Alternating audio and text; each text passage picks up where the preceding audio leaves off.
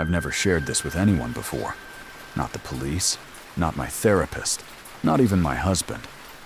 But 3 months have passed since my grandmother's funeral, and I can't keep carrying this weight alone. What I found in her attic, it changed everything I thought I knew about my family. And if something happens to me, someone needs to know the truth. My name is Sarah, and I grew up thinking I had the most normal, loving family in rural Oregon.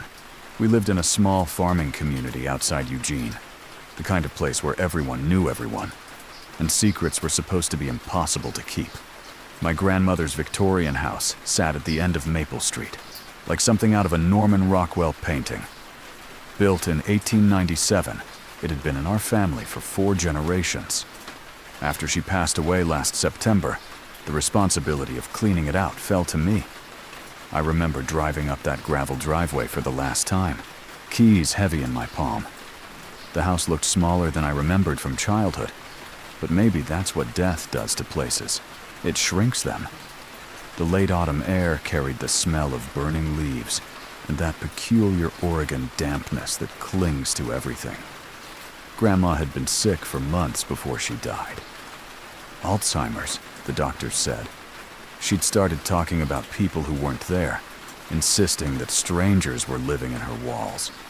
We thought it was the disease. Now I wonder if she was trying to warn us. The first 2 days of cleaning were routine. I sorted through decades of accumulated belongings, packing some items for donation, others for keeping.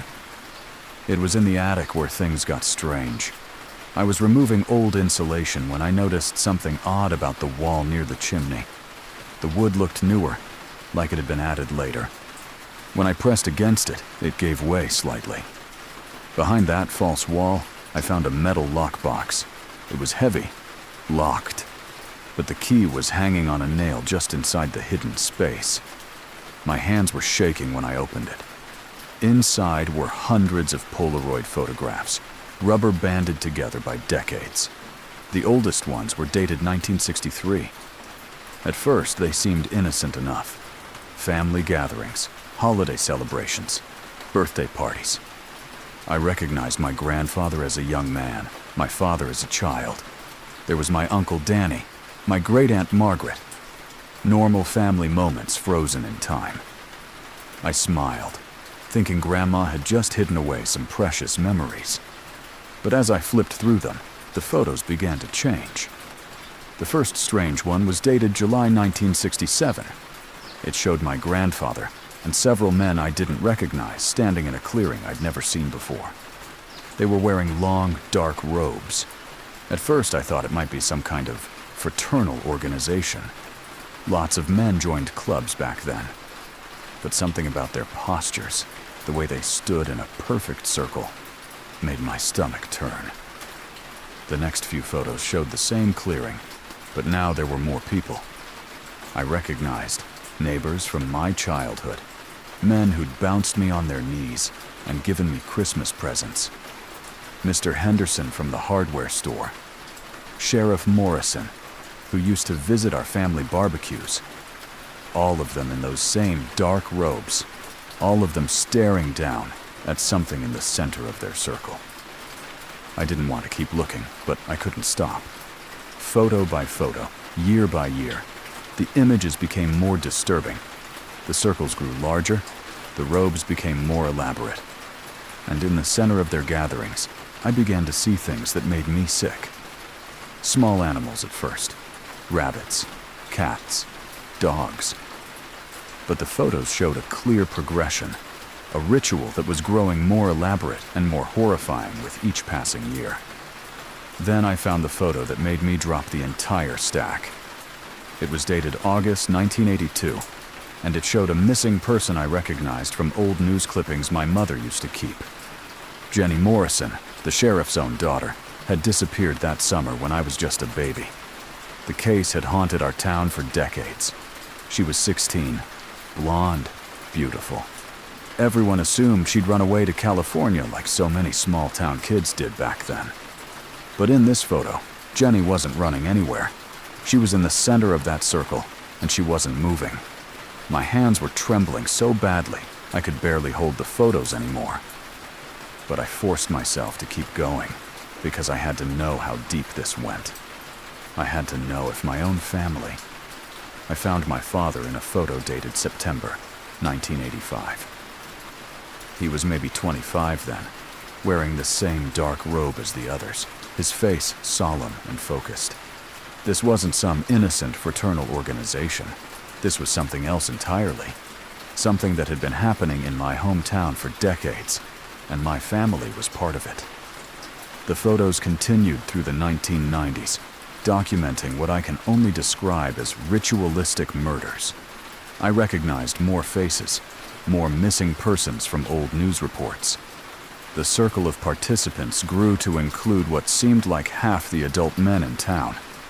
And always, my family members were there. My grandfather, my father, my Uncle Danny.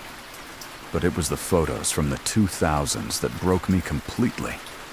There I was, maybe 7 years old, unconscious in my father's arms as he carried me toward that same clearing. My little body was limp, dressed in a white nightgown I remembered losing around that age. My mother had always said I'd probably left it at a friend's house. But here was the truth. Here was where it had gone. I was there. I had been taken to their gatherings, drugged unconscious, and used in whatever sick ritual they were performing. The photos showed me in that circle multiple times over several years, always unconscious, always helpless. They'd done things to me that I couldn't remember, and I realized why I'd always had strange dreams about being in the woods, why I'd wake up sometimes with dirt under my fingernails and no memory of how it got there. As I flipped through more recent photos, I found images of my grandmother, but these weren't the loving portraits of the family matriarch I remembered. In these photos, she looked terrified. Her hands were bound, her mouth covered with tape.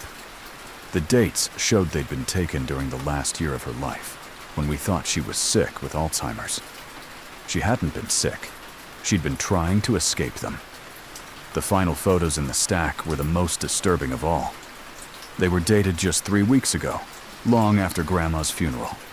The setting was the same clearing, but now the participants looked older, grayer. My father was there, now in his 60s, but still wearing that same ceremonial robe. My Uncle Danny stood beside him, but in these recent photos, they weren't looking down at their victim, like in the older images. They were looking directly at the camera. And the last photo in the stack, dated just 3 days after Grandma's funeral, showed my father and uncle in that clearing again. But this time, they were holding a sign. Written in my grandmother's handwriting were the words, "Sarah will understand soon. The family tradition continues." That's when I heard the front door open downstairs. I'd been so absorbed in the photos that I hadn't heard any cars approaching. But now I could make out footsteps, multiple people moving through the house, and the voices I heard were familiar. My father, my Uncle Danny, other men from town whose voices I'd known my entire life.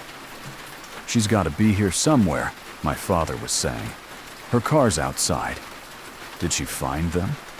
That was Uncle Danny. "Doesn't matter now. It's time she learned about the family business anyway."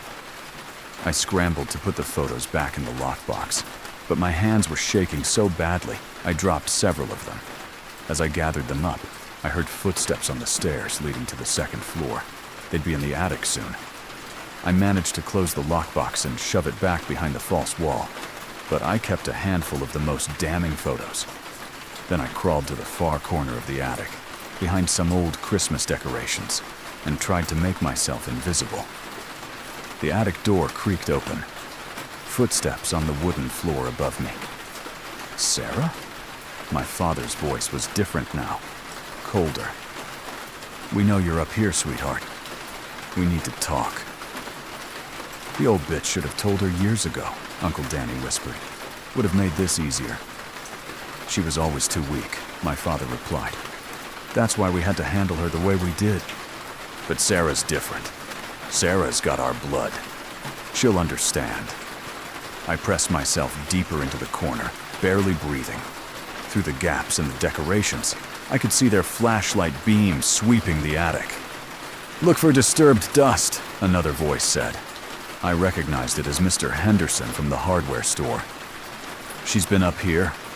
Probably found what she was looking for." My phone was in my pocket, but I was terrified that the screen light would give me away. I managed to open my notes app and started typing silently, documenting everything I'd found, everything I'd learned.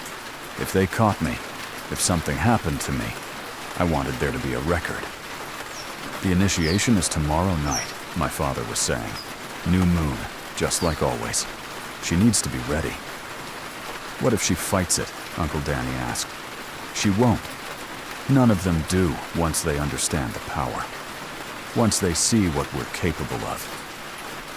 My father's voice was directly above me now. "And if she does fight it? Well, we've dealt with family members who couldn't adapt before." They searched the attic for another 10 minutes before giving up. I heard them retreating downstairs, heard the front door close, heard their vehicles driving away. But I stayed hidden for another hour, terrified that one of them had remained behind to watch for me. When I finally emerged, the house felt different, contaminated.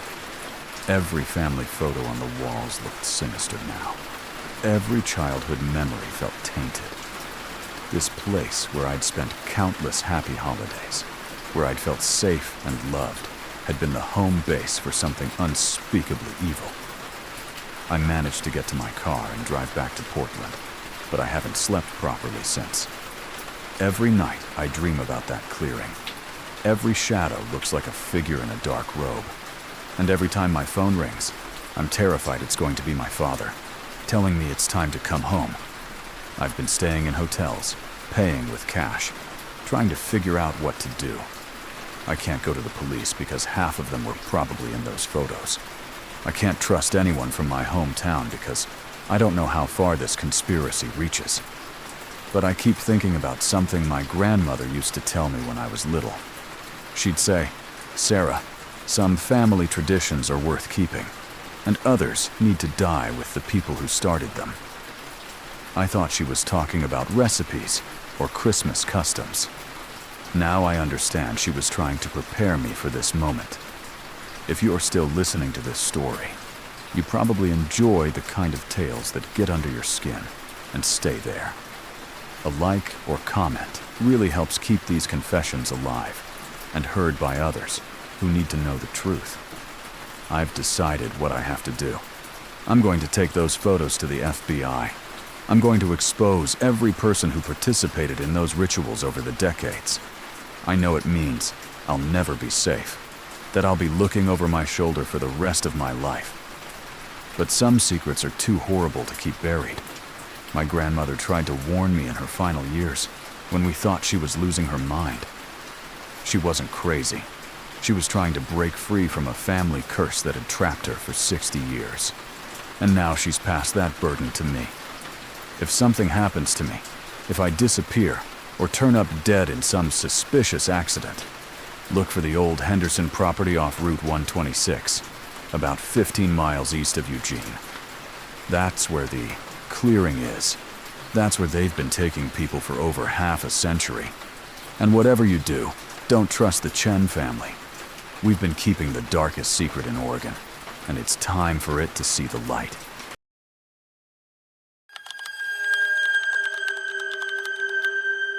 There are some truths about your parents that you're not meant to discover. Things that change how you see them forever, that make you question every childhood memory and wonder who they really were when you weren't watching. I learned this the hard way 3 months ago when I was cleaning out my mother's trailer in Mississippi. My name is Marcus, and my mother died of what we thought was cancer. But after finding her hidden journal, I know the truth now. She didn't die from cancer. She was murdered. And the people who killed her are the same ones who employed her for 25 years in the most horrific job you could imagine. Growing up, I always wondered about Mom's work schedule. Every night at exactly 11 p.m., she'd grab her black duffel bag, kiss me goodnight, and disappear until dawn. She told me she worked the overnight cleaning shift at the old Riverside textile mill, the abandoned factory on the edge of town. Said it paid double because nobody else wanted to work nights in that creepy place. I accepted this explanation as a kid because children believe what their parents tell them. But there were things that never made sense, like how she'd come home every morning with dirt under her fingernails instead of the industrial cleaning chemicals you'd expect. Or how she'd immediately burn her work clothes in the backyard burn barrel, saying they got too dirty to wash. Or how she'd spend 20 minutes scrubbing her hands and arms in the bathroom sink, muttering to herself like she was trying to wash off something more than dirt. The strangest thing was how she'd sometimes cry in the shower after those shifts. I'd hear her sobbing through the thin trailer walls, and when I asked if she was okay, she'd always say the same thing. Some jobs take a piece of your soul, baby, but it's the only way I can keep us fed. Mom raised me alone after my father died in a construction accident when I was 3. Money was always tight in our part of rural Mississippi, and I knew she was doing whatever she could to survive. I respected her work ethic, even if I didn't understand why her job seemed to affect her so deeply. When she started getting sick last year, losing weight rapidly and complaining of constant nausea, I begged her to see a doctor. She kept putting it off, saying she couldn't afford to miss work. By the time we got her to the emergency room, the doctors said the cancer had already spread everywhere. She died within 6 weeks of the diagnosis. I took a leave of absence from my job in Detroit to handle her affairs. The trailer park where she'd lived for 15 years was a collection of aging mobile homes surrounded by pine forests, the kind of place where people minded their own business and asked no questions. Her trailer was neat and sparse, like she'd been living temporarily even after all those years. It was while cleaning out her bedroom that I found the loose floorboard. Underneath was a metal box containing things that made no sense. There was no cleaning equipment, no uniforms from the textile mill.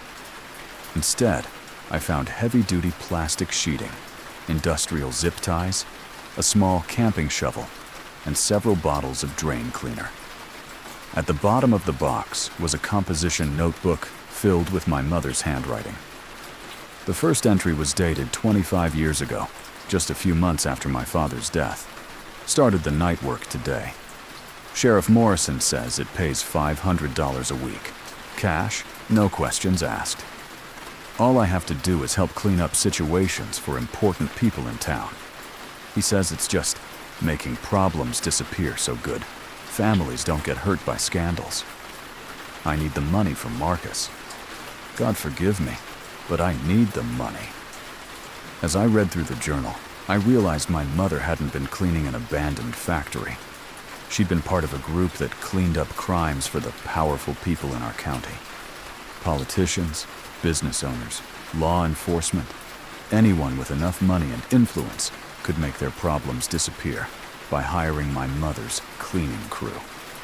The entries detailed 25 years of horror, bodies that needed to be buried, crime scenes that needed to be sanitized, evidence that needed to disappear.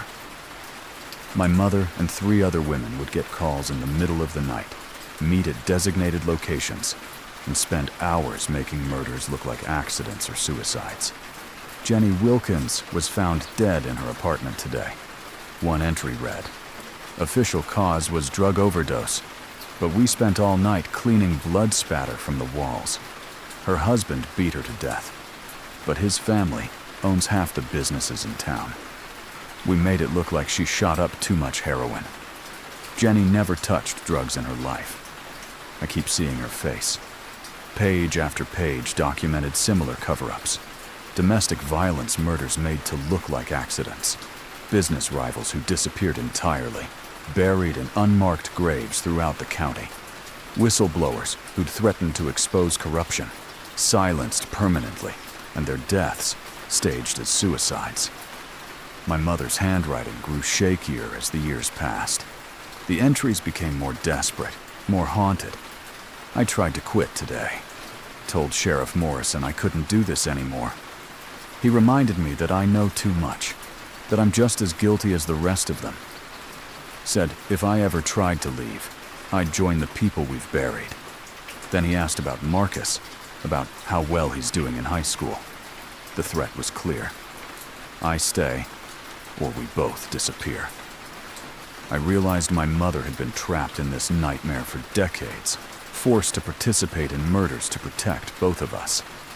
Every night shift had been another layer of blood on her hands, another secret she had to carry. And the cancer that killed her started right after she'd written her final entries about wanting to expose everything. The last entry was dated just 2 weeks before she got sick. They want to bring Marcus into the business. Said every family has to contribute, and it's time for the next generation to step up. I told them absolutely not. I said I'd die before I let them touch my son. Sheriff Morrison just smiled and said that could be arranged. I think they're going to poison me. If something happens, I hid everything Marcus needs to know. I'm sorry, baby. I tried to protect you from this, but some things are bigger than one person can fight. My hands were shaking as I finished reading. The people who'd employed my mother for 25 years had murdered her because she'd refused to drag me into their conspiracy. And they'd done it slowly, making it look like cancer, so no one would ask questions. But the journal contained more than just confessions. My mother had been documenting everything.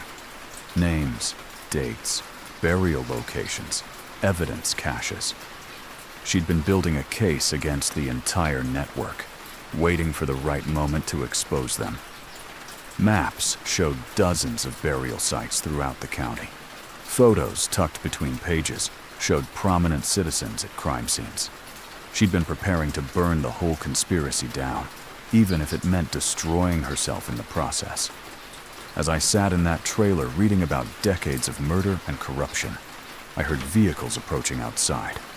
Multiple engines moving slowly through the park. I peered through the window and saw 3 sheriff's department cars and a black SUV I didn't recognize. Sheriff Morrison himself got out of the lead car. He was older now, grayer, but I recognized him from childhood. He used to come to our trailer sometimes, always late at night, always carrying a small envelope that he'd hand to my mother without speaking. I'd thought he was just being kind to a widow, maybe bringing her some kind of assistance. Now I understood those envelopes contained her payment for the cleaning jobs. "Marcus Thompson," he called out. "We need to talk, son. It's about your mother's final wishes." I quickly stuffed the journal inside my jacket and tried to act normal as I opened the door. Sheriff Morrison stood there with 3 deputies and a man in an expensive suit who looked like he'd never set foot in a trailer park before. "Sheriff Morrison," I said, trying to keep my voice steady. "What can I do for you?" "Well, son, your mother was a valued member of our community. She did important work that helped keep our county safe and prosperous." His smile was cold, predatory. "And we were hoping you might be interested in continuing the family tradition." The man in the suit stepped forward. "Your mother mentioned you're mechanically inclined, Marcus. Good with your hands. We have opportunities for someone with those skills. Pays very well, and it would help you honor your mother's legacy." I realized they were recruiting me just like they'd recruited her 25 years ago. They probably thought I was desperate, grieving, in need of money. They had no idea I'd found the journal, that I knew exactly what kind of work they were offering. "I appreciate the offer," I said carefully, "but I've got a good job back in Detroit. I'm just here to settle Mom's affairs, and then I'll be leaving." Sheriff Morrison's expression hardened. "That's unfortunate, son. Your mother always said family business should stay in the family. She was very insistent about that." "What kind of business?" I asked, playing dumb. "The kind that requires loyalty. The kind that doesn't allow people to just walk away." He stepped closer. "Your mother understood that. We're hoping you're as smart as she was." The threat was clear. Join them or face the same fate as my mother. But I had one advantage they didn't know about. I'd already made copies of everything in her journal and hidden them in multiple locations before they arrived. "Can I think about it?" I asked. "This is all happening pretty fast." "Of course," the man in the suit said. "But don't take too long. These opportunities don't stay open forever." After they left, I knew I had maybe hours before they came back expecting an answer. I grabbed my mother's journal and evidence box and drove straight to the nearest FBI field office, 3 hours away in Jackson. I walked in with 25 years of documented murder and corruption, demanding to speak with someone who wasn't from my county. That was 3 months ago. The investigation is ongoing, but several arrests have been made. Sheriff Morrison was charged with conspiracy to commit murder. The man in the suit turned out to be a federal judge who'd been using the cleaning crew to eliminate witnesses in cases before his court. But I know they didn't get everyone. The network was too big, too deeply rooted in the community. And there are still people out there who blame me for destroying their arrangement, who see me as a traitor to my mother's legacy, rather than someone trying to honor her sacrifice. I can't go back to Mississippi. I've had to change my name, move to a different state, start over completely. Sometimes I get calls from numbers I don't recognize, voices that claim they knew my mother, that they have unfinished business with our family. My mother spent 25 years trapped in a nightmare, forced to participate in murders to keep both of us alive. She died because she finally found the courage to say no, to refuse to drag me into the same hell that had consumed her life. The least I can do is make sure her death meant something. But late at night, I still hear her voice in my dreams, still see her crying in that trailer bathroom, trying to wash blood off her hands that would never really come clean. Some family legacies are too dark to carry forward, and some secrets are too horrible to keep buried. If they ever find me, if something happens to me like it happened to her, everything is documented. The truth about what happened in rural Mississippi, about the people who got away with murder for decades, is hidden where it can't be destroyed. My mother always said some jobs take a piece of your soul. But she never told me that exposing those jobs might cost you everything else.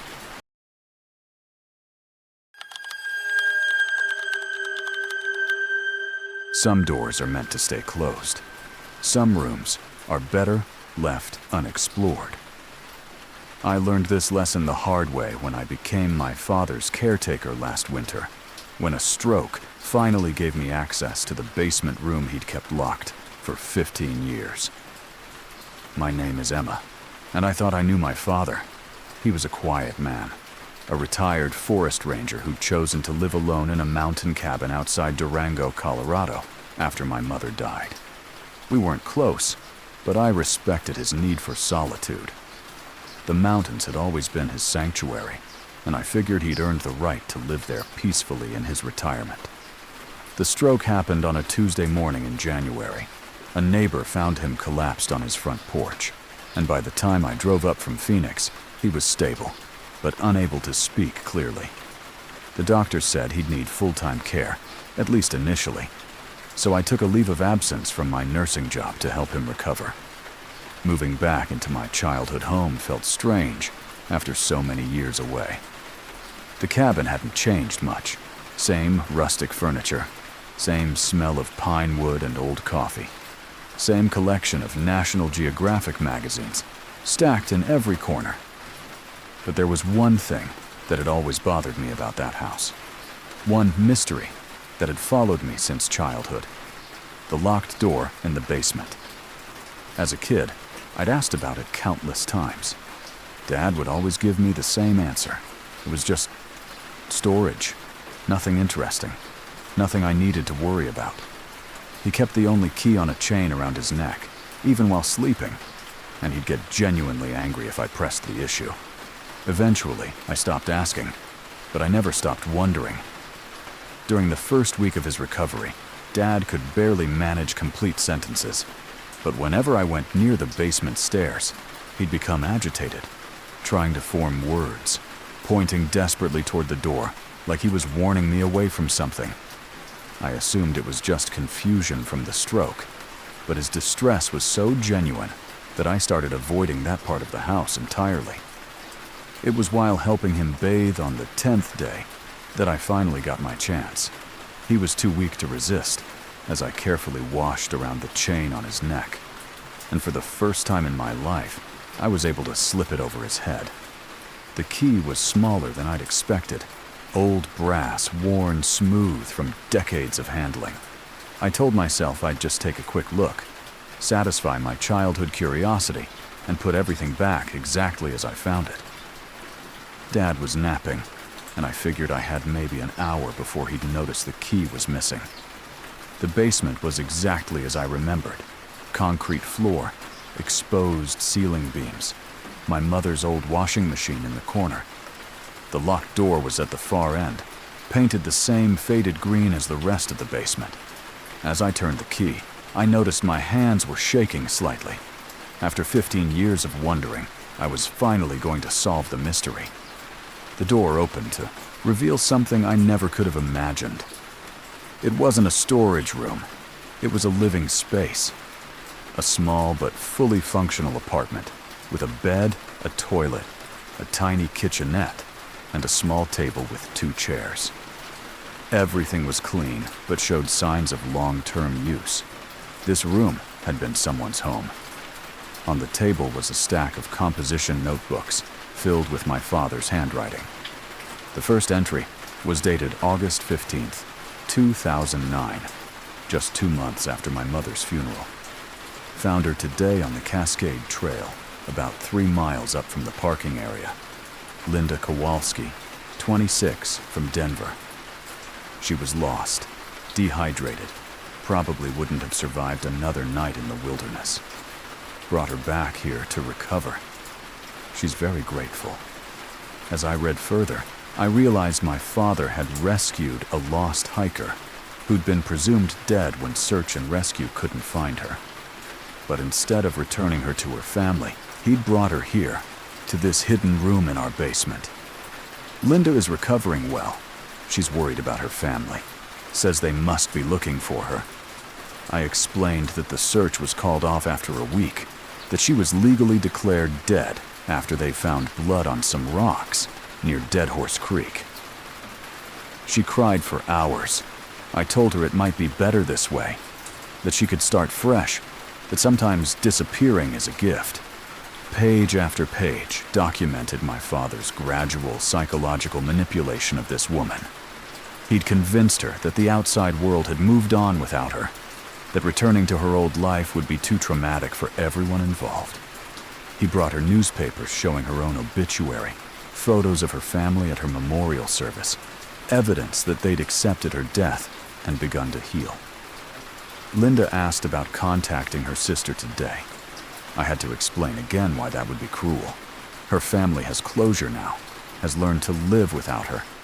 Disrupting that process would be selfish. She understands, but I can tell she's still struggling with the isolation. Started putting small amounts of the medicine in her food to help her relax. The medicine entries became more frequent as the months passed. My father was drugging her to keep her compliant, weak, dependent on him for everything.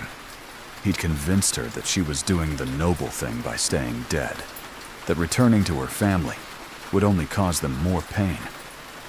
But the most horrifying entries came from the last few years, when my father started talking about his retirement plan. Linda is getting older now, more depressed. She talks sometimes about wanting to die for real, about how this half-life isn't worth living. I've been thinking about the future, about what happens when I'm too old to take care of her properly. Emma is a nurse. She'd understand the compassion required for this kind of situation. She could take over the responsibility when the time comes. I realized my father had been planning to pass Linda to me like some kind of inheritance.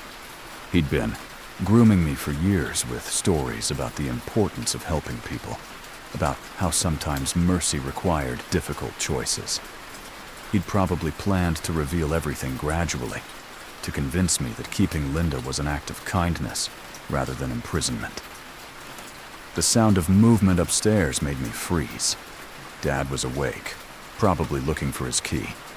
I quickly photographed several pages of the journal and shoved it back where I'd found it.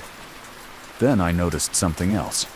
A small intercom system built into the wall with a microphone and speaker. My father had been able to communicate with Linda from anywhere in the house. I pressed the talk button and whispered, "Linda, are you there?" The response was immediate, weak, but clear. "Please don't hurt me. I'll be good. I won't ask to leave anymore." My heart broke. This woman had been imprisoned in our basement for 15 years, slowly broken down until she believed her captivity was somehow merciful. She thought I was there to punish her for some infraction. "I'm not going to hurt you," I whispered back. "I'm Emma, Richard's daughter. I just found out about you.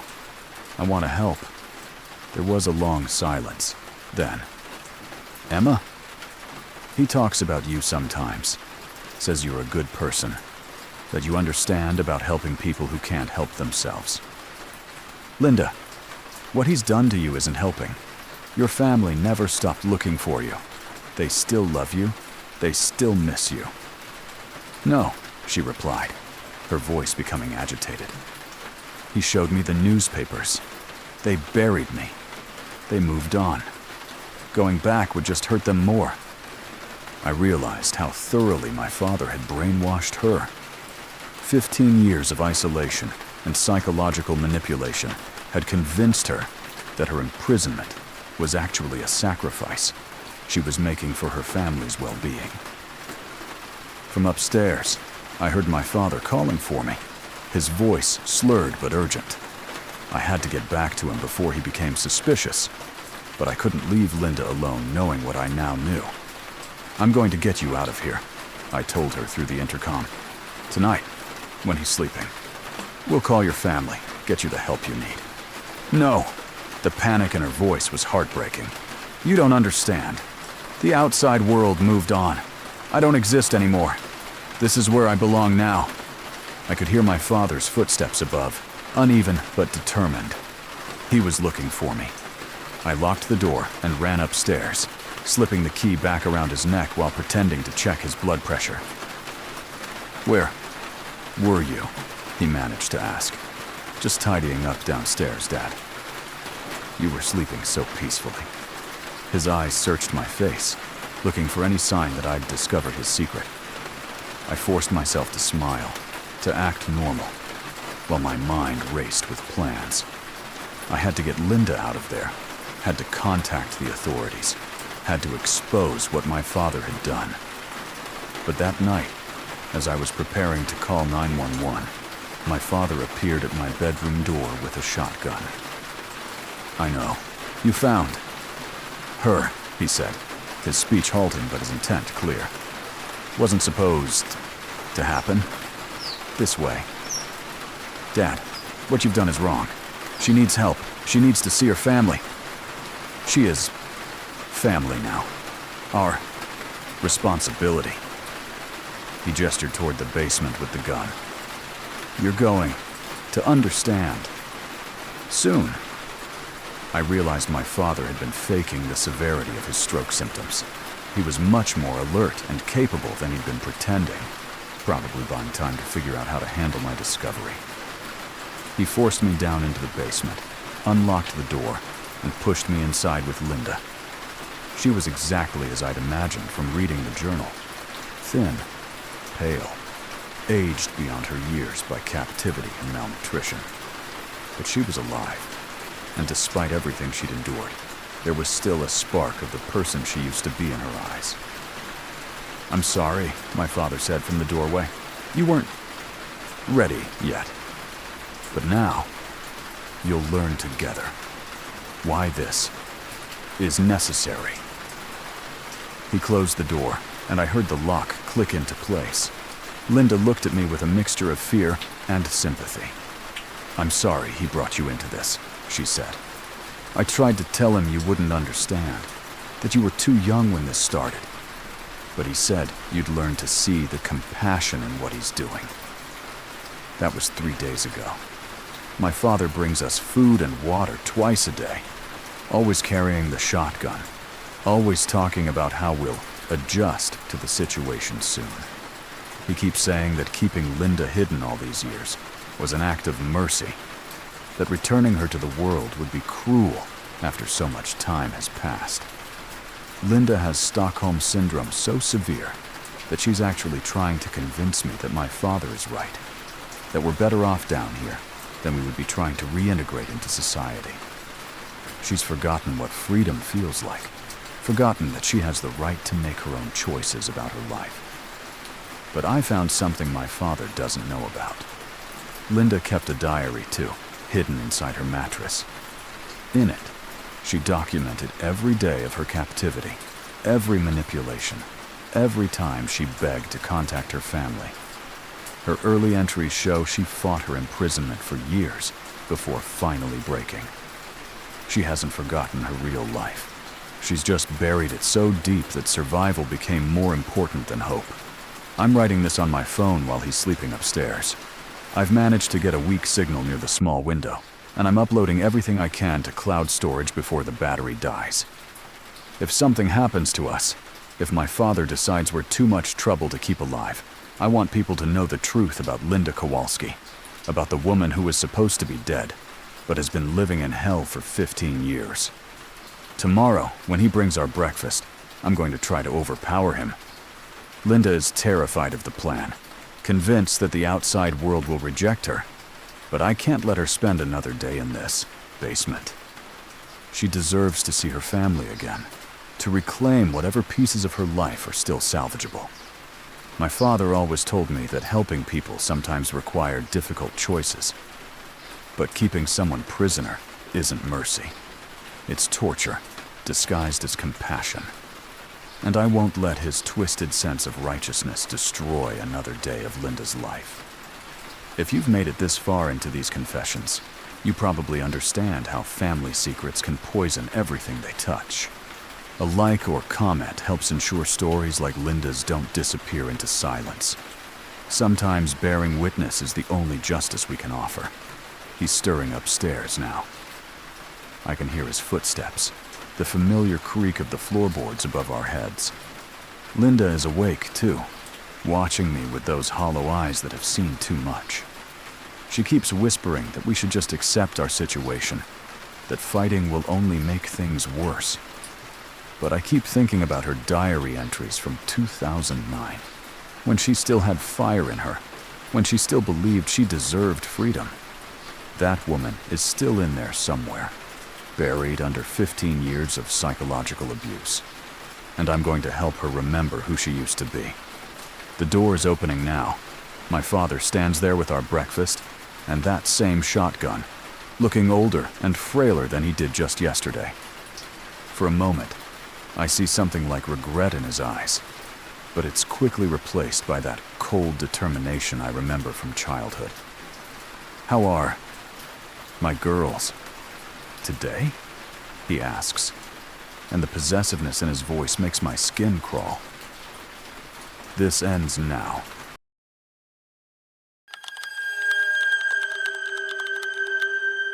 Twin bonds are supposed to be unbreakable. People always said Rachel and I shared a connection that went beyond normal siblings, that we could sense each other's thoughts and feelings across any distance. Growing up, I believed this was a gift. Now I know it was a warning I was too naive to understand. My name is David, and 3 months ago, I thought my twin sister died in a car accident. I was wrong about the dying part. I was wrong about a lot of things when it came to Rachel. The truth is so much worse than death, so much more terrifying than grief.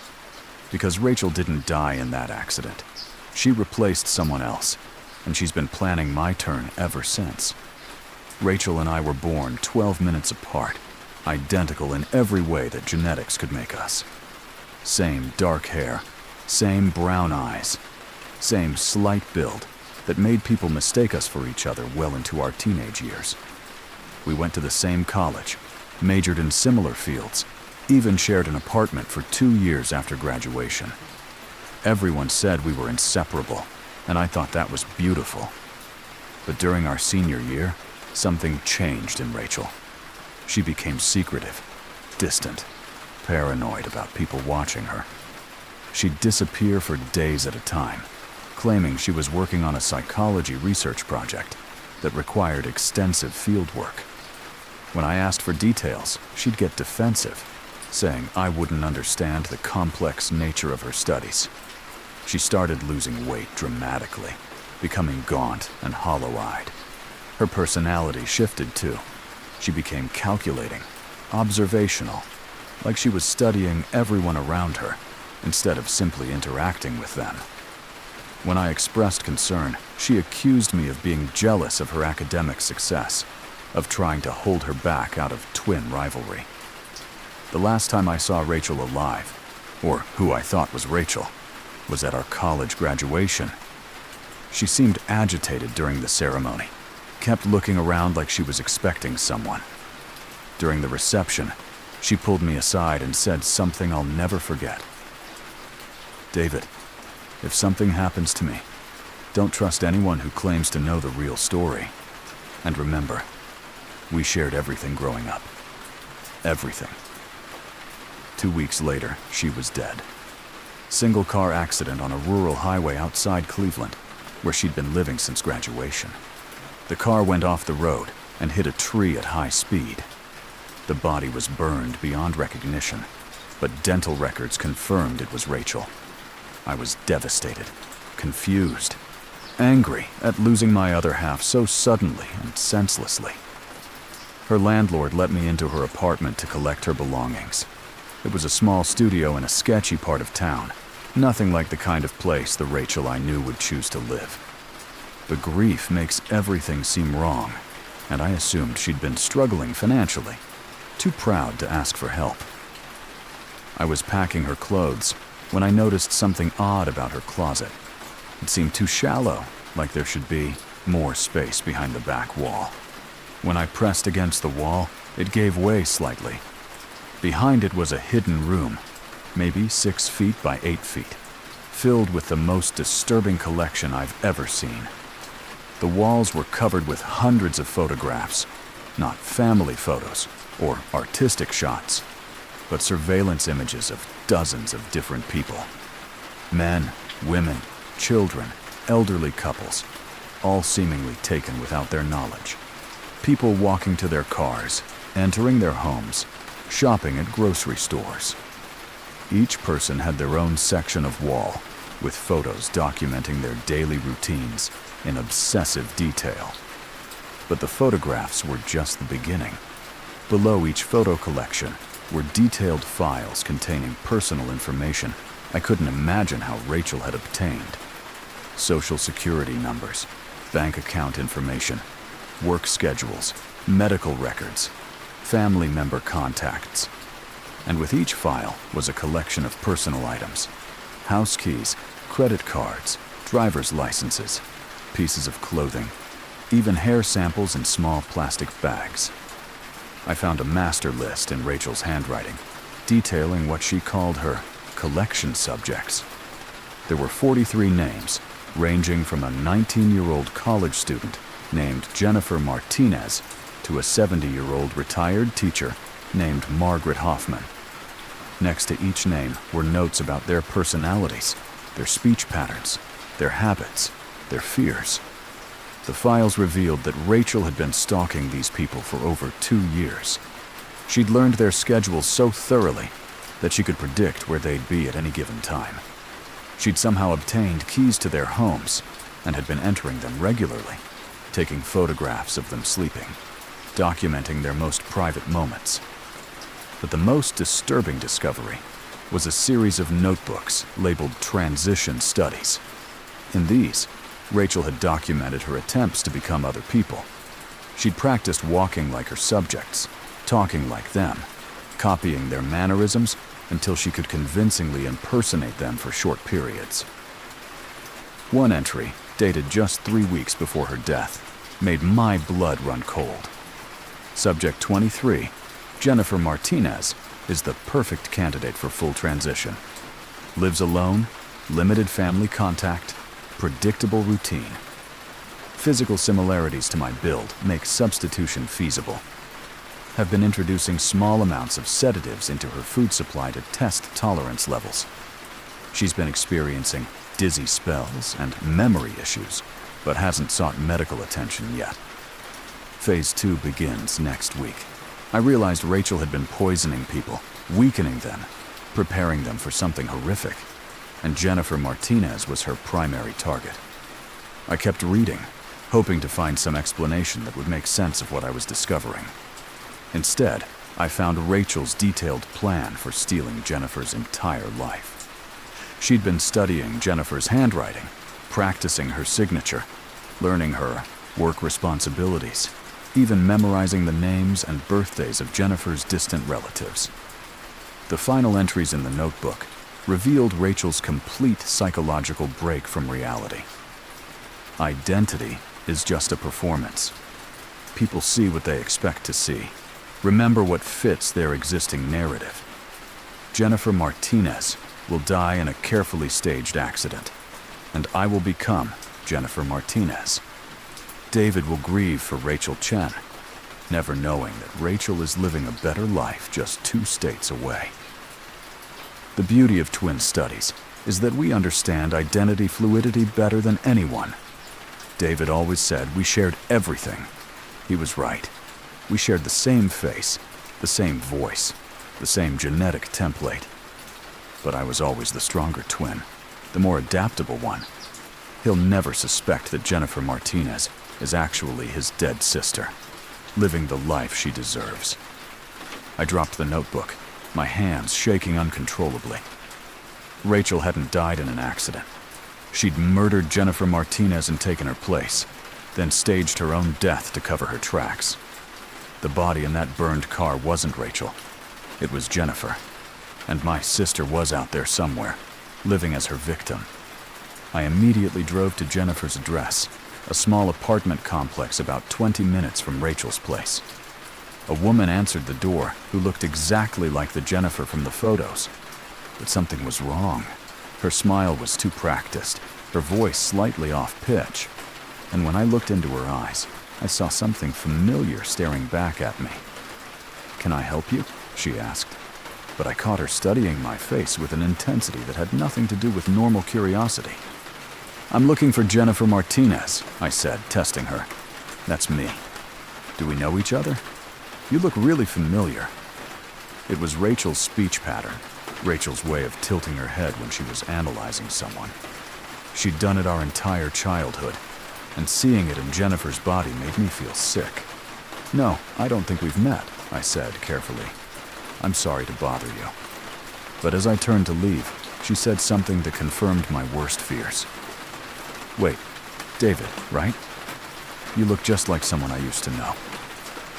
Rachel had recognized me immediately, but she was pretending to be Jennifer, pretending to have only vague familiarity with my face. She was testing me, trying to determine how much I knew.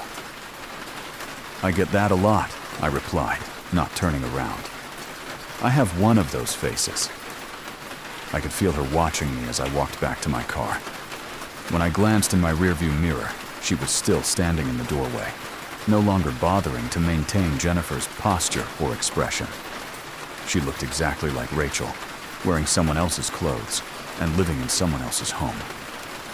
That night, I called the police and tried to report what I'd discovered. But how do you explain to someone that your dead twin sister murdered a woman and is now living as her? How do you convince them that the person they'd see, if they investigated, is both the victim and the perpetrator? The detective I spoke with was patient, but clearly skeptical. Rachel Chen was legally dead, confirmed by dental records. Jennifer Martinez was obviously alive and well, living her normal life. Without a body or any concrete evidence of a crime, there was nothing they could investigate. But I knew what I'd seen. I knew my sister was out there, having successfully stolen someone's entire existence. And I knew from her notebooks that I was next on her list. The confirmation came 2 weeks later, when I received a letter with no return address. Inside was a single photograph. Me, taken through my apartment window, sleeping in my bed. On the back, in Rachel's handwriting, were the words, "Miss me yet, twin brother." Since then, I've been getting gifts. My spare house key, delivered in an unmarked envelope, a copy of my medical records, photos of me at work, at the grocery store, at the gym, always accompanied by little notes in Rachel's handwriting, messages that only someone who knew me intimately could write. Remember when we used to trade places in elementary school and no one could tell the difference? We're going to play that game again soon. I've been practicing being you, David. I think I'm getting pretty good at it. Your coworkers might not even notice when the switch happens. Twin studies show that identical siblings often die within days of each other. Isn't genetics fascinating? I've tried moving, changing my phone number, even considered leaving the state entirely. But Rachel always finds me. She knows me better than anyone else in the world, knows exactly how I think, how I'll react to any situation. We shared everything growing up, just like she said, and now she's using that intimacy as a weapon against me. The worst part is that I can feel her getting closer. Sometimes I catch glimpses of someone who looks like me, watching from across the street. I've come home to find items moved slightly, foods I don't remember buying in my refrigerator, clothes in my closet that are exactly my style, but that I never purchased. She's been in my apartment, trying on my life like she tried on Jennifer's. And soon, she's going to make her move. I don't know if the woman living as Jennifer Martinez is still alive, or if Rachel eliminated her once she'd successfully taken over her identity. I don't know how many other people she's replaced, how many lives she's stolen and discarded. But I know she won't stop with me. Rachel has discovered that identity is just performance, and she's become addicted to the power of becoming someone else. If something happens to me, if I disappear or die in some convenient accident, look for the patterns. Look for people whose personalities changed subtly, whose mannerisms shifted slightly, whose eyes hold a cold intelligence that wasn't there before. Rachel Chen didn't die in that car accident. She just learned how to become invisible by hiding inside other people's lives. And she's still out there, still collecting new identities, still perfecting the art of making people disappear without anyone noticing they're gone. Twin bonds are supposed to be unbreakable, but sometimes that connection becomes a curse, and the person who knows you best becomes the one you should fear most. She was right when she said we shared everything growing up, but I never agreed to share my entire existence. Some family secrets are too dark to carry alone. These confessions came to us through encrypted channels, from people who couldn't trust anyone in their real lives with the truth. Whether you believe them or not, they represent the deepest fear we all carry, that the people closest to us might be hiding something unthinkable. Thanks for listening to these haunting family confessions. Some doors should stay locked, some photos should remain hidden, and some family traditions should die with the people who started them. But sometimes, sharing the darkness is the only way to keep it from spreading. If you made it through all 4 stories, you're either very brave or very foolish. Either way, you understand now that family bonds can become chains, and love can become the most terrifying prison of all. Sweet dreams.